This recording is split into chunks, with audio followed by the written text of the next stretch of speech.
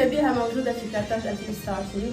نعم. ولا شفتك الطفلة الصغيرة اللي تبقى فرحانة بحاجة، أنا هيك محبة كبيرة اللي تخلي الناس تخرج في يوم ممطر مش ملائم كما قلتي أنت للخروج، أما ملائم للتلاقي، ملائم للمحبين أن يلتقيوا.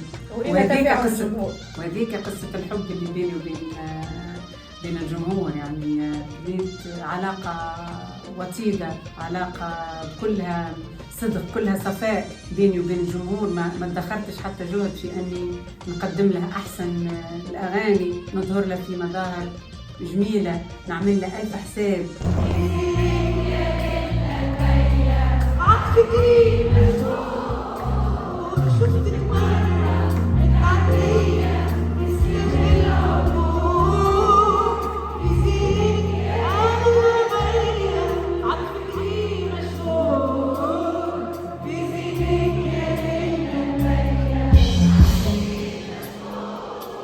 اش خاصو لو كان يطلع يهواني مخبي الشوق وعامل بالعاني؟ اش خاصو كان يطلع يهواني ومخبي الشوق عامل بالعاني؟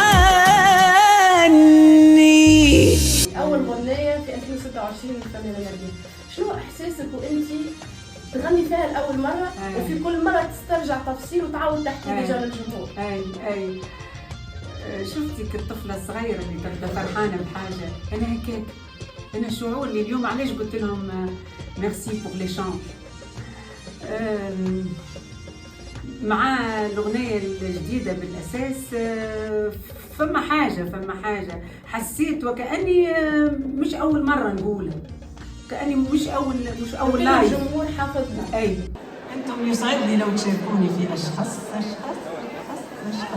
اغاني اللي باش تكون بعد اشخاص، انت قلت انه عندك ديجا ليستا نتاع اغاني باش تكون مختلفه، هل باش تكون في نفس ستيل اشخاص؟ نحكيو كوتي كليب وكوتي اغاني باش تكون مختلفة تماما. تونسية القلب، عالمية المرأة. حتى شوف في كليب اشخاص انه هو مشرقي اكثر، واول مره تظهر الفنانه نبيها في الستيل هذا. احنا خدينا فترة الستينات، المديرة الفنية اللي شافت العمل اللي هي سلمى كراولي عملت التصور تاع فترة الستينات، شافت انه نستحضروا اللحظة ذيك بكل مستلزماتها، مش سهل راهو الديكور هذاك. سلمى اللي هي بنتها ديجا. اي خدمة كبيرة عملوها انهم يستحضروا الفكرة الكل وانجازها والكاسك والتفاصيل والمراية نتاع الرشنية والتلفزة في فترة